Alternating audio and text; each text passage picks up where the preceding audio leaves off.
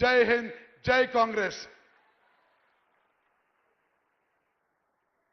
Thanks అన్న, మీరు project complete చేస్తామని చెప్పినందుకు. మరి ఇప్పుడు ఎంతో టైం నుండి మనం ఎదురు చూస్తున్నటువంటి తెలంగాణ అభివృద్ధి ప్రదాత మా నాయకుడు మరి పెద్దల హానరబుల్ ముఖ్యమంత్రి గారిని మాట్లాడవలసిందిగా కోరుతున్నాను.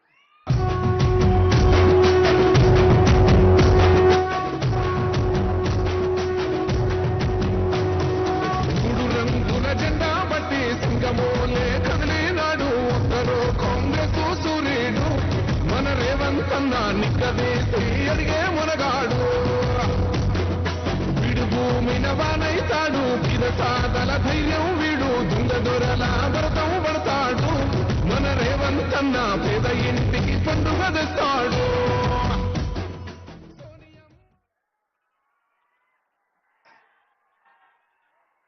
నిజామాబాద్ మున్సిపల్ కార్పొరేషన్ ఎన్నికల సందర్భంగా ప్రజాపాలన ప్రగతి బాట కార్యక్రమాన్ని ఏర్పాటు చేసి సభాధ్యక్షత వహించిన మిత్రులు, మీ అభిమాన నాయకులు, స్థానిక శాసనసభ్యులు డాక్టర్ భూపతి రెడ్డి గారు, ఈ కార్యక్రమంలో నాతో పాటు ముఖ్య అతిథులుగా విచ్చేసిన ఇన్ఛార్జ్ మంత్రివర్యులు పెద్దలు ఉత్తమ్ కుమార్ రెడ్డి గారు, అదేవిధంగా మరొక మంత్రివర్యులు పెద్దలు తుమ్మల నాగేశ్వరరావు గారు, అదేవిధంగా నిజామాబాద్ జిల్లా నుంచి కాంగ్రెస్ పార్టీ కార్యనిర్వాహక అధ్యక్షుడిగా, ఈనాడు కాంగ్రెస్ పార్టీ అధ్యక్షుడిగా, శాసన మండలి సభ్యుడిగా 2023 ఎన్నికలలో నేను ప్రజాక్షేత్రంలో తిరుగుతుంటే రాష్ట్ర స్థాయి నాయకుల సమన్వయం చేసిన మిత్రులు కాంగ్రెస్ పార్టీ అధ్యక్షులు మహేష్ కుమార్ గౌడ్ గారు, అదేవిధంగా బోధన్ శాసనసభ్యులు, ప్రభుత్వ సలహాదారులు, నాకు అత్యంత ఆప్తులు పెద్దలు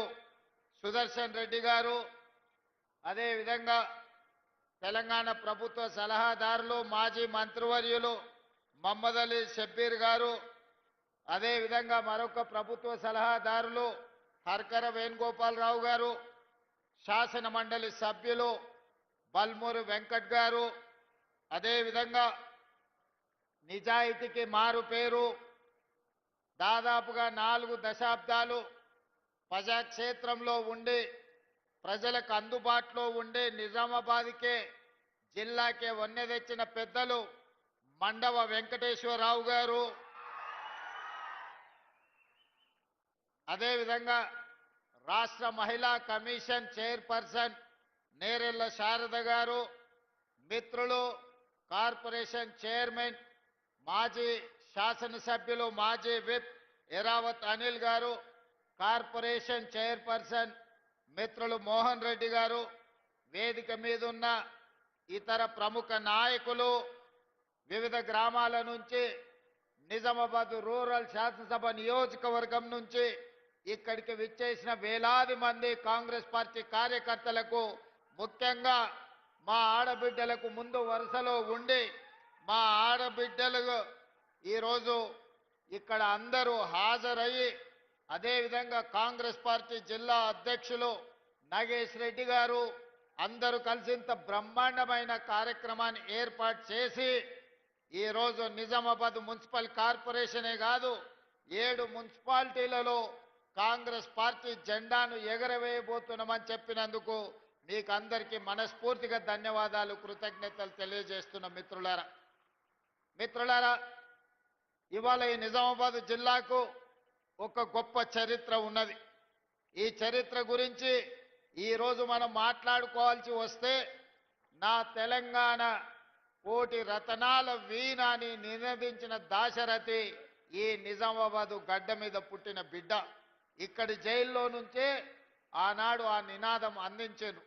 ఈరోజు ఈ జిల్లా నాయకత్వాన్ని చూస్తే ధర్మపురి శ్రీనివాస్ గారు కావచ్చు, సంతోష్ రెడ్డి గారు కావచ్చు, అరుగుల రాజారాం గారు కావచ్చు, తొలి తెలంగాణ ఉద్యమంలో ఆడబిడ్డలకు బంగారం అంటే ఎంతో మక్కువ. కానీ 69 తెలంగాణ ఉద్యమంలో తన సొంత బంగారాన్ని ఉద్యమానికి దానం చేసిన సదా లక్ష్మి గారు ఈ జిల్లా నుంచే నాయకత్వం వహించిండ్రు. ఈ జిల్లా అభివృద్ధిలో భాగస్వాములైన పెద్దలు మండవ వెంకటేశ్వరరావు గారు ఈ ప్రాంత ప్రజలందరికీ సుపరిచితులు. నిజామాబాద్ జిల్లా నుంచి నీతి నిజాయితీ కలిగిన నాయకుల పేర్లు చెప్పండి అనంటే మండవ వెంకటేశ్వరరావు గారు, సుదర్శన్ రెడ్డి గారు లాంటి వాళ్ళు ఈ జిల్లా నుంచి నాయకత్వం వహించి ఎన్నో సంవత్సరాలు మంత్రులుగా పనిచేసిన మచ్చలేని నాయకులుగా పనిచేసిన నాయకత్వాన్ని ఈ జిల్లా ప్రజలు మనకు అందించడం జరిగింది. ఈ నేపథ్యంలో ఈనాడు జరగబోతున్న మున్సిపల్ ఎన్నికలకు సంబంధించి ఈరోజు విలక్షణమైన తీర్పు ఇవ్వాల్సిందిగా నిజామాబాద్ జిల్లా ప్రజల్ని నేను కోరుకుంటున్నా. మీకు అందరికీ తెలుసు, 2014 తర్వాత 2 సార్లు శాసనసభ ఎన్నికల్లో టీఆర్ఎస్ పార్టీ కేసీఆర్ గారు ముఖ్యమంత్రిగా బాధ్యతలు చేపట్టిండ్రు. అదేవిధంగా జాతీయ స్థాయిలో జరిగిన పార్లమెంట్ ఎన్నికల్లో 3 సార్లు నరేంద్ర మోడీ గారు ప్రధానమంత్రిగా బాధ్యతలు చేపట్టిండ్రు. 12 సంవత్సరాలు నరేంద్ర మోడీ ప్రధానమంత్రిగా, 10 సంవత్సరాలు కల్వకుంట్ల చంద్రశేఖరరావు గారు ముఖ్యమంత్రిగా బాధ్యతలు చేపట్టి నిజామాబాద్ మున్సిపల్ కార్పొరేషన్లో కూడా 2 సార్లు టీఆర్ఎస్ పార్టీని ఇక్కడ గెలవడం జరిగింది. నిజంగానే సమస్యలను పరిష్కరించి ఉంటే నిజామాబాద్ జిల్లాలో, నిజామాబాద్ నియోజకవర్గంలో, నిజామాబాద్ మున్సిపల్ కార్పొరేషన్లో ఈరోజు చెత్త కుప్పగా మారి మురికి కూపంగా మారుండే పరిస్థితులు కావు. ఈ 12 ఏళ్లలో బీజేపీ, ఈ 10 సంవత్సరాలలో టీఆర్ఎస్ ఏ ఒక్క సమస్యను పరిష్కరించకపోగా ఇక్కడ ఉన్న సమస్యలు మరింత జటిలమైనవి. అందుకే ఈనాడు నిజామాబాద్ జిల్లా ప్రజలకు నేను గుర్తు చేయదలుచుకున్నా, నిజామాబాద్ జిల్లా అంటే వ్యవసాయానికి మారు పేరు. అంకాపూర్ చికెన్ దేశంలోనికే ఒక ప్రఖ్యాతి గాంచింది. ఇవాళ పసుపు, నిజామాబాద్ పసుపు బంగారంతో పోటీ పడుతుంది. ఆయల్లో ఒక క్వింటాల్ నిజామాబాద్ పసుపు అమ్మితే తులం బంగారం కొనుక్కునే పరిస్థితి ఉండే, క్వింటాల్ పసుపు మార్కెట్లో అమ్మి తులం బంగారం కొనుక్కొని ఇంటికి వచ్చేదని పెద్దలు చెప్పేటోళ్ళు. ఇక్కడ చెరుకు కానీ, ఇక్కడి పసుపు కానీ, ఇక్కడ వరి ధాన్యం కానీ, ఇక్కడి వ్యవసాయం తెలంగాణకే కాదు దేశానికే ఆదర్శం. నేను రైతు ధర్నాకు వచ్చినప్పుడు చెప్పిన, హర్యానా, పంజాబ్లో ఏ విధంగా పౌరుషంగా రైతాంగం కొట్లాడుతుందో, రైతుల సమస్య వచ్చినప్పుడు రైతాంగ హక్కుల కోసం, రైతుల గిట్టుబాటు ధర కోసం మొత్తం తెలంగాణ రాష్ట్రంలోనే మొట్టమొదట కదం దొక్కేది నిజామాబాద్ రైతాంగం. ఇక్కడి రైతుల్లో ఉన్న చైతన్యం, ఇక్కడ రైతుల్లో ఉన్న పట్టుదల, పోరాటం దేశానికి ఆదర్శం.